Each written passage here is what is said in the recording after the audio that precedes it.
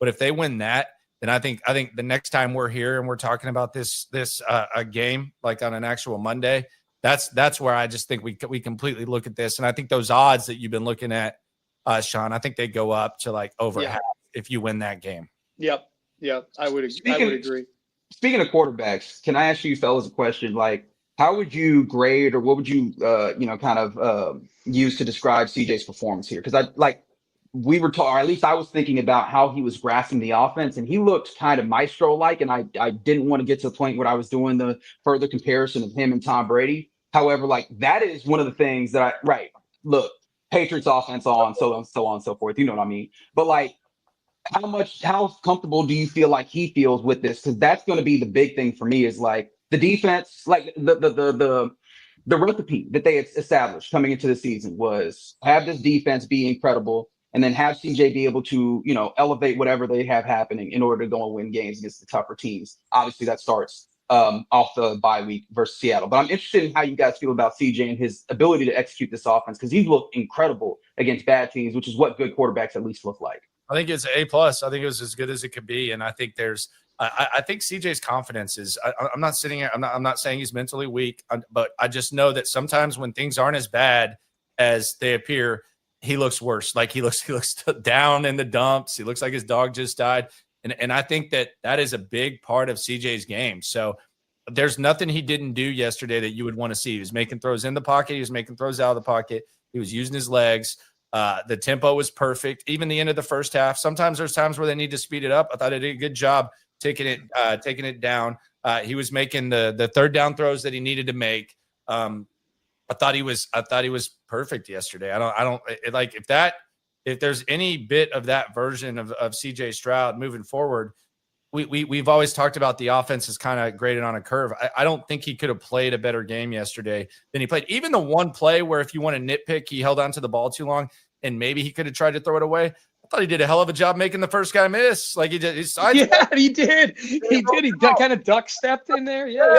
It was like, I think that might be something they show at a QB camp. It was almost like, okay, I see what he's been working on. Just cut it off right after that. Like just as soon as he ducks underneath, just cut the video right there. And then he rolls out and he takes the sack. We maybe could have gotten rid of it. It's probably easier for my ass to say, like watching the game, but I thought even there, like when that was happening, I thought he was doing some things that I don't know that he makes that guy miss the first 5 games. So maybe the game is kind of slowing down for him too. I have a theory about CJ Stroud, and I don't. This may not totally apply to Sean, but Landry and Reggie, you'll get this. Way to exclude. Way to exclude. You ever have you ever have that one friend that sometimes Sean has more friends. I guess I have no friends. What the hell? You ever have that one friend that sometimes is just not very good at a video game, and okay, and they're bad, and maybe they're a controller thrower, or but when they're good, nobody's touching them. CJ very much feels like that at quarterback. Like when things are going good, he does not let things go bad. He just figures it out. He makes it happen. And when he's at the front, he likes to extend the lead with everybody else behind him. But when he's playing catch up, sometimes it's tough. And it's like you said, Landry, the dauber's down and he just, he's throwing the controller. But when he's locked in, you're looking around at your other friends like, did you know he's this good at the game? Yeah, I didn't know he's that good at the game. That's what it feels like for me with CJ Stroud. I don't have a friend like that. You were right, Cody. I don't have a friend like that, but I do have 2 sons that are in their mid-20s. I've been in the room for plenty of video games with both of them. Yeah. Good analogy is what I'm saying. Excellent analogy. Yes. So the reason why I ask is I feel like he looks like the best that he could possibly be while still remaining in what the system is. And the thing that I was waiting for, I still am waiting for, but with a different degree, which is at what point does he go, all right, now I step above and outside of what the system is? Because I'm looking at, some of these plays, and maybe this isn't even outside of the system. And I'm like, okay, that was a good play to get it down to Dalton Schultz. But if you look up, there's a corner route that you can hit here. There's some explosives that you can do where you're looking for even more. And I'm, because I asked a friend group of mine, is like, all right, are we expecting that CJ Stroud is just going to look great and then constantly put up 230 and those are just going to be his great games? And I'm starting to wonder, okay, if that's just a good game and then we see him turn it up a whole nother notch and then find those little passes that add an extra 40, 50 60 yards on top of this type of performance takes them to another level. And that's the thing that I'm hoping for when you talk about the expectations is like, are those the things that are going to be added on to a competent offense and a very good defense that then turns you into the team that's really scary going into the playoffs? I think the short passing game is almost intertwined with the need to make the offensive line look better. You know what I mean? Like, I think that a part of the reason why the pressure rates have been lower, yes, the offensive line is playing better and smarter and things like that. But CJ, I think, had the lowest time for release yesterday. Whatever the stat is, 2.4 seconds, he got rid of the football. He was one of the lowest he's ever had and one of the lowest of the week. And I just don't, like you were, Reggie, you're talking about 244 yards passing. I don't know that like the Tampa game from 2023 is walking through that door anytime soon, just because of the nature of this offense. Like this offensive line is what it is right now. It is at best an average to slightly below average group in terms of talent. So I think part of protecting CJ from that is getting the ball out quick, hitting his first read, things like that, which he's been doing excellent for the last 5 quarters of football. So I think it's just, he averaged 9 yards per attempt yesterday, but it's because the ball practically never hit the ground. It's not because he was piecing downfield, or it's because he's throwing high percentage lower passes. That's what I'm all about, like the yards per attempt and the 0 turnover worthy throws. Like if that's it, if they're still getting nice efficient chunks of yardage somehow, if it means a higher completion percentage for lower risk passes, and he's not putting the ball in harm's way, that to me is the version of CJ with this defense. Like, don't lose games, just don't go lose game. I'm not saying he needs to be a game manager or anything like that. I just think given the limitations of this offensive line, that's just what it's going to be, at least for now, until they upgrade the talent on the offensive line. If there's an offense with CJ, with the running game, with a mix or combination or leaning on one or the other, if they constantly are putting pressure on the opposing defense, they're going to win a vast majority of their games because of how good their defense is. So it's just those. We saw it the first 3 weeks. When you have those long stretches of nothing, or you have those long stretches of 3, and all of a sudden it's like, well, God, they can't do anything on offense, and the defense is just breaking their back, keeping them in this game, and keeping the other team from running away. If they're putting pressure on the opposing defense, they're going to have plenty of chances to win football games throughout the rest of the season. Yeah, no question. I want to hit the chat for a couple listeners or viewers here on Texans Collective. Oh crap, that's the wrong one. Okay, Cody, you're making my point. You're making your point about me being an old. Here we go. This is the one I wanted. Brandon says, I have proof the Jags can start 8-3 and miss the playoffs. There's a reason I'm putting that one up there, because the Jags play tonight. I hate rooting for the Kansas City Chiefs. There's nothing that makes me feel more sick to my stomach than rooting for Patrick Mahomes. I think he's corny as hell. Oh, wow. That said, Jeez. well, I've said it many times on the radio. This is nothing new. We've got to root for the Chiefs tonight, right, boys? I guess, huh? Sure. You mean, are we more worried about the Chiefs in the big picture or the Jags within the division right now? I need to figure out who I'm rooting for here tonight. I think you want the Chiefs. You want, I think so too. The Jags down, so you don't even have to really look at them.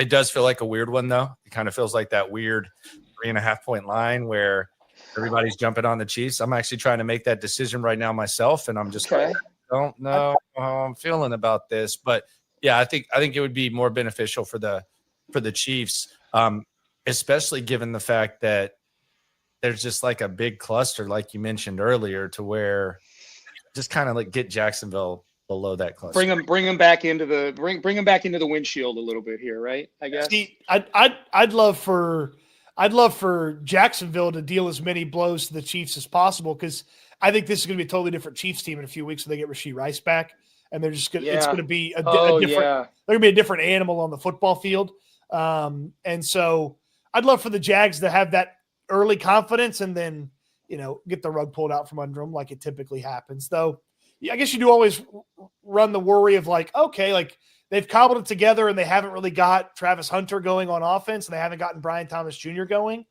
it's like if they finish Monday Night Football tonight with those two guys going, it's like, okay, maybe the Jags got a little something. Mm-hmm. But I think the Jags will take care of themselves. So that's a good way to put it. I very much felt like D'Amico Ryans in that moment where I was like, the Texans need to worry about themselves. Now, I think I'm very much going for knock Liam Cohen down a peg, right? Like, don't allow him to feel himself in this moment. And then this is just like the basic numbers of it. What if both of them are 3-2 as opposed to one of them being 4-1? That's Yeah, the fewer 4-1 teams, I think that makes a lot of sense. And then Brandon with the follow-up here, if the Jags and Chiefs game is a 3-3 tie, I wouldn't even complain.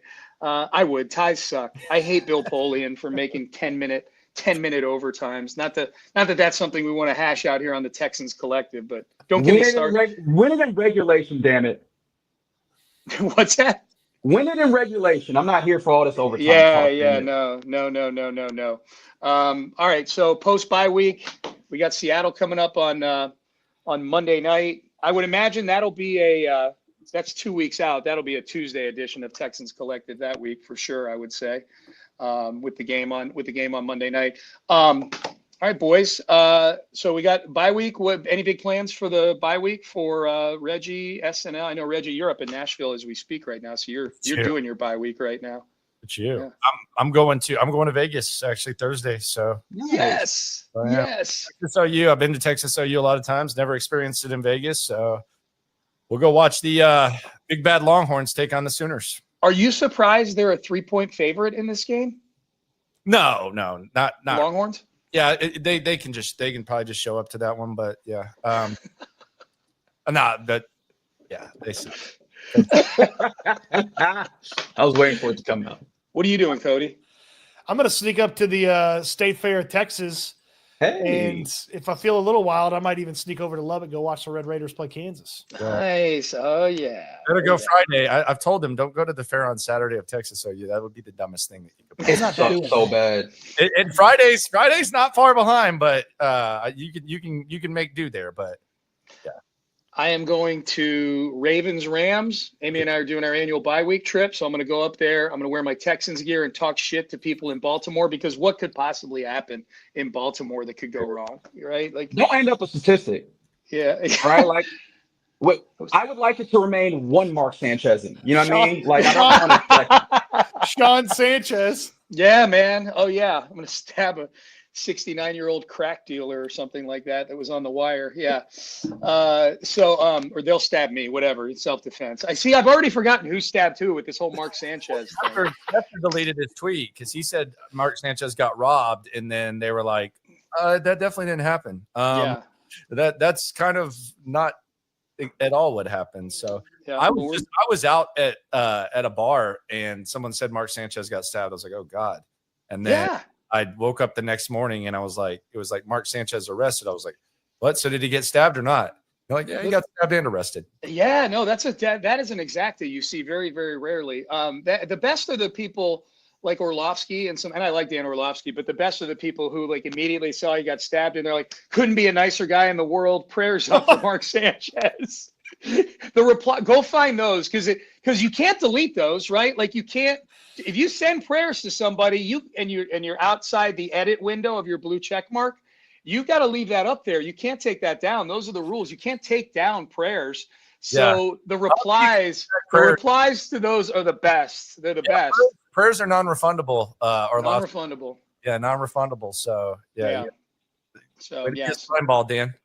So I'm going to Baltimore, and then we're going to Commanders Bears the next night. So if we have a Texans Collective next Monday, I will probably be absent because I will be in. Yeah. That just dawned on me right now. Do it from the stands. What's that? Do it from the stands. I feel like you can make that. Yeah. I'm sure your wife would love that. She was of all the wives, she would probably be okay with it. But yeah, we'll push the boundaries on that one. So yeah, so it should be. I got a commander dog, guys. Yeah, dude, it's gonna be fun. All right, so fellas. Oh, if I could quickly, Nick Caserio joins Payne and Pendergast Wednesday morning at 7:30 a.m. So I've already got a couple questions loaded that you and I have texted about Landry. So hopefully we get some good stuff out of and I guess he meets with the media tomorrow. So I would imagine you guys will be there for that one. You and Cody. Yeah, good. The offensive line's done one hell of a job protecting CJ Stroud. They also protected Nick Caserio from a firing squad of offensive line questions.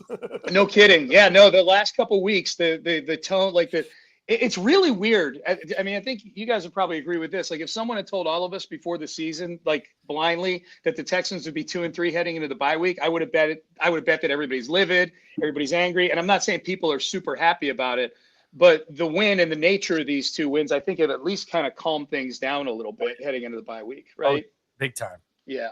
Big time. All right. So let's we'll get out of here. Nick Casario, 7:30 on Sports Radio 610 on Wednesday. Of course, you can catch Landry Locker on The Locker Room with Landry Locker, and on SNL with Cody Stutes. Cody right below me there. Houston Football with Cody Stutes, both do an excellent job, as many of you know. And SNL, and then Reggie Atatula in the loop, 10 a.m. to 2 p.m. But not this week. He's out this week, but he's here on the Texans Collective. So Trying to get the hose, you know. enjoy it. You're in the right place. You're in the right place. In a particular variety, but we don't have time nor the information to do that here. Maybe not. Yeah, you know. There you go. There you go. And me, 6 a.m. to 10 a.m. on Payne and Pendergast Sports Radio 610. Give us a like, give us a subscribe. Most importantly, tell a friend. We appreciate everybody interacting with us here on Texans Collective. So until next time, I'm Sean Pendergast, along with Landry Locker, Cody Stutes, and Reggie Atatula. Take care, everybody. Have a great night.